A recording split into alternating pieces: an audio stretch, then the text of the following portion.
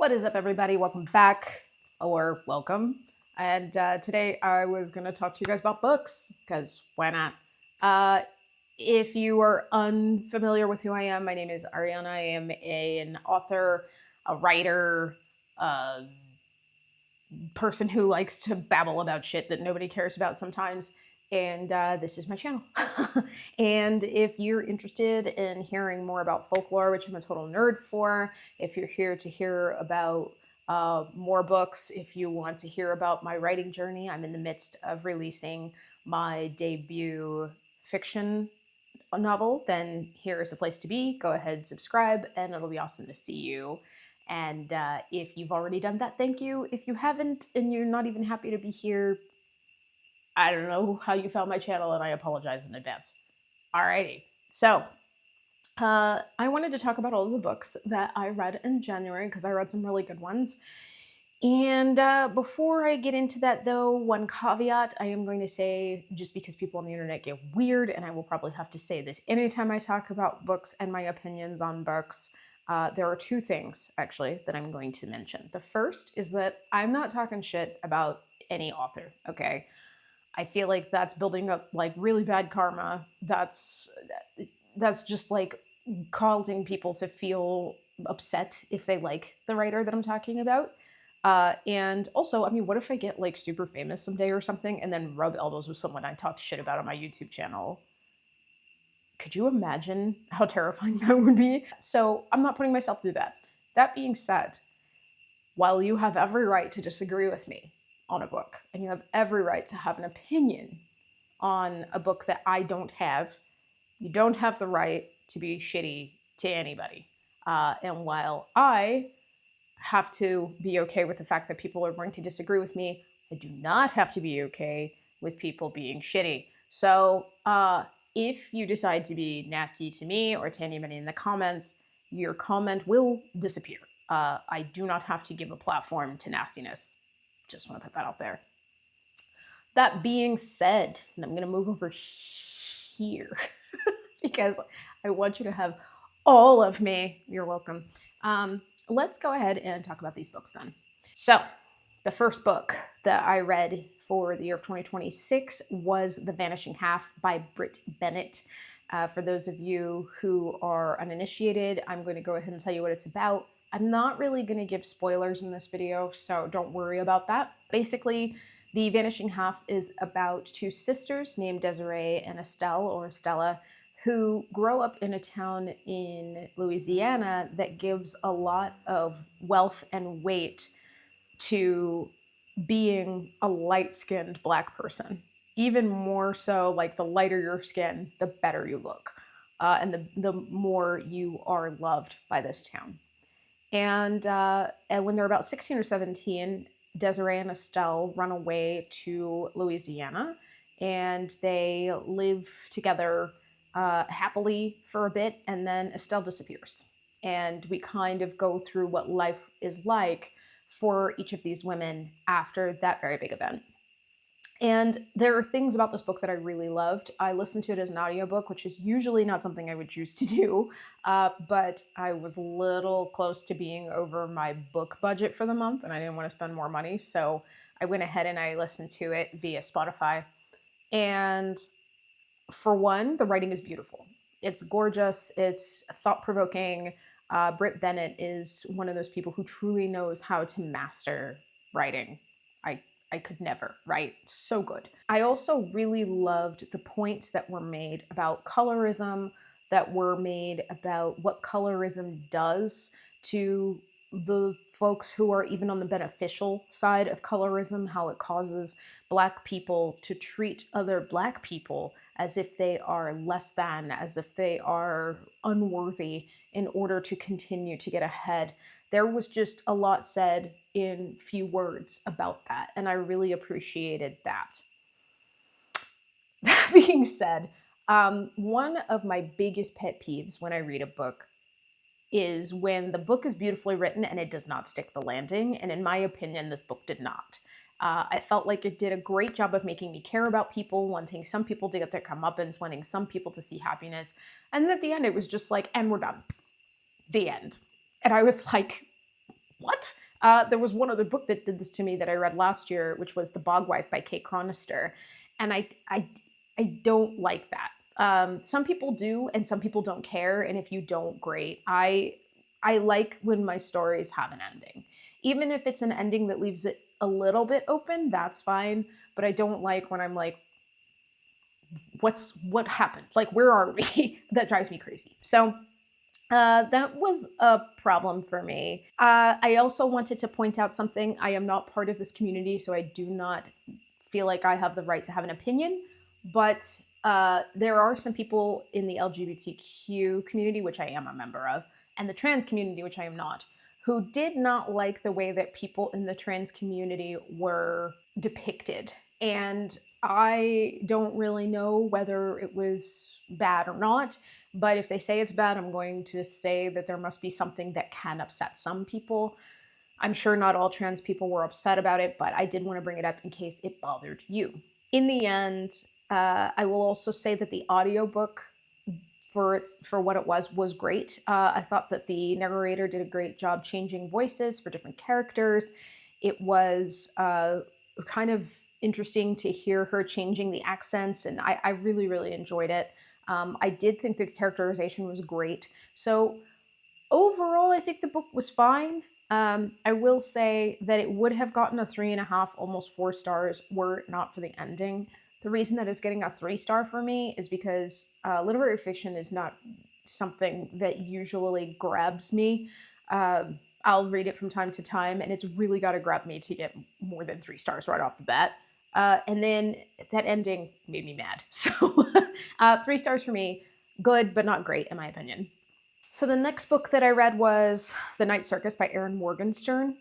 And I felt kind of bad because I got so many DMs when I put on my Instagram stories that I was going to be reading this book next that were like, you're going to love this book. It's so great. Can't wait to hear what you have to say. And I didn't. I didn't hate it, but I didn't love it.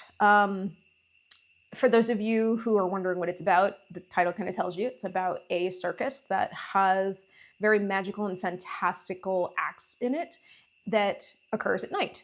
And it has 2 wizards who are entered by proxy into a battle that is unclear. It's not really clear how they win, how the winner is decided, and they fall in love. I don't think I'm giving anything away there because the book is considered a romance.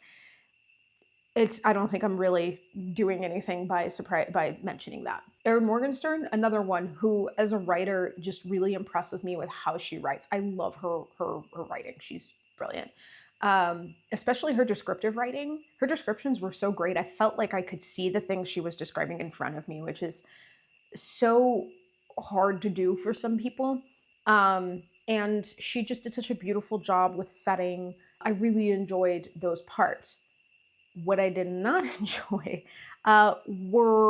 was really the jumping around in time. I usually am not bothered by timelines. Like, I can usually follow timelines great, but something about the way she wrote this one had me constantly like, what year are we in? Who are we talking about? I had to flip back so many times to get an idea of how old people were, when they were supposed to be doing this thing versus when they were supposed to be doing that thing. I got very confused very often. My other complaint is I felt like none of the characters were very well distinguished from others. The leads, Marco and Celia, frankly could have been anybody. They were kind of even very similar between the two of them. I had one time where I got Marco mixed up with another character. It just didn't really feel like anybody was very distinct from anybody else. And it made it really hard for me also to just figure out who it was I was talking about or reading about. So it was an interesting read. I did not struggle to get through it, but I definitely was like, I don't know that I'm going to feel drawn to reading that again. So that also got 3 stars from me. And I know some people are going to disagree with me on that. That's fine. Like I said, you're more than welcome to, but it just did not grab me. All right, next up, I am actually going to mention 3 books all together, even though I didn't read them at the exact same time or one after the other, but just because they're all in the same series, and that is the Dungeon Crawler Carl series. Funny story about how I found out about the series. I was on Reddit, and I'm part of a subreddit called Books That Feel Like This. And it's where people can put up vision boards, essentially, of a kind of feel that they're getting and or that they're looking for a book, and people will make book suggestions. It's a really cool subreddit, and actually it's one of the places where I've gotten some of my favorite suggestions. There's one on this list that I'll be bringing up that came from them. And somebody had put up a vision board, and they were like, I want a book that feels like this. And it had kittens with with like lasers coming out of their eyes. It had like dinosaurs running around on like vaporwave backgrounds. It had like RC cars that were exploding. It made no sense.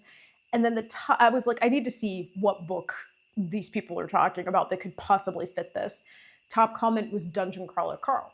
Second comment, agreed, Dungeon Crawler Carl. Third comment, came here to say Dungeon Crawler Carl. I was like, what is this book that would match that, to the point where everybody's like, you want Dungeon Crawler Carl. So I added that to my TBR. And then I'm out with some friends, and someone said to me, if you are going to read the book, you have to do the audiobook. And like I said, I am not an audiobook person, so I was like, I don't want to. And they said, no, I'm not kidding. You need to. So I decided to, and I am so glad I did, because it really is an experience. For those of you who do not know, Dungeon Crawler Carl is what is called a lit RPG novel. So anybody who's played RPG video games, Dungeons and Dragons, or is familiar with the parts of that, you will understand this book. It's basically that concept. And what it is aliens cause the end of the world, and they leave everybody a choice. Stay on the surface of the earth and eventually die, or enter into this dungeon that they've created and be on their survivalist TV show and try to make it to the end of the dungeon. Well, Carl decides on the second option, and he, with his ex-girlfriend's cat, Princess Donut, fights his way through trying to get to the end of this dungeon. And if you're listening to this and you're going, this sounds really dumb, just keep in mind that one of my favorite shows of all time, okay, Firefly, sounds really, really stupid on paper. It sounds so dumb on paper that when my mother tried to talk me into watching it, I refused. A lot of really good ideas sound dumb on paper. This book actually executes things so well, and the reader of the audiobook, I believe his name is Jeff Hayes, does such a great job that it is like listening to a radio show like they used to back in the day. It is just, it's funny, it's thoughtful, it's surprisingly poignant. Somebody described it as violent cozy, and that is a great descriptor. It is, it kind of has like found family vibes to it sometimes. There's a lot of talk about how people are okay with the suffering of others for entertainment. It's such a great book, but also so good at adding like cartoonish elements and humor. I laughed out loud during the first book so much that it made my husband curious, and now he's listening to it. And I believe we might be obsessed fans in this house at this point. The first book is the start. The second book takes place at a kind of dark carnival type thing. And the third book, I will say, was probably my least favorite of the first three so far. I still loved it, but I think I have the same opinion that most people did, that it was a little confusing. It had to do with a subway car system. Still great though. Still highly suggest listening to it. I am now on book 4. I want to get all the way through all 7 books before the 8th one comes out in May. Matt Dinniman, also, just as an aside, is like a hero to me now, because he did this after self-publishing. Like, he self-published first and then got noticed, and then from that now has been picked up by an imprint of Penguin, Random House, and is now looking at possibly having a TV show made involving Seth MacFarlane. They're coming out with a stuffed Princess Donut. Like, this guy did something that is clearly written out of love and enjoyment and fun. And he brought this thing that he enjoyed to the people, and people keyed into the fact that he was having fun, and that led to success. That is the ultimate dream, I think, for anybody. So I don't think I'm surprising you guys when I say that book number 1 is 5 stars for me. Book number 2 would also be 5 stars. Book 3 would probably be more like 4. And I highly, highly suggest going after these if you can figure out a way to get past the ridiculous $28 price tag on Audible. But even if you can't, get the regular books, totally worth it. So next up is A Wizard's Guide to Defensive Baking by T. Kingfisher. I did not realize that this was a YA book, and I don't read a lot of YA, but it actually is a good thing that I didn't realize it until I was about 50% through and realized that the teenagers knew everything and the adults knew nothing. I was like, this kind of feels like it might be a YA book, and it was. But it's fun. I actually had a good time with the book. It is about a girl named Mona who is a magicker. That's what they call people who are born with magic abilities. And her magic only works with dough. It is cute. It really is. It's a cute story. It does have more political intrigue than I thought there would be in a YA book.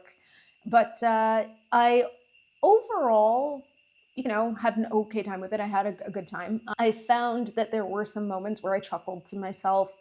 I had a little bit of an issue with the whole kids know everything and adults are useless mindset. Like, it felt very Nickelodeon to me, which was kind of bugging me a bit. And the only explanation they had is just, we shouldn't be heroes. And it's like, yeah, but also like, how did this happen? And it was a fine story.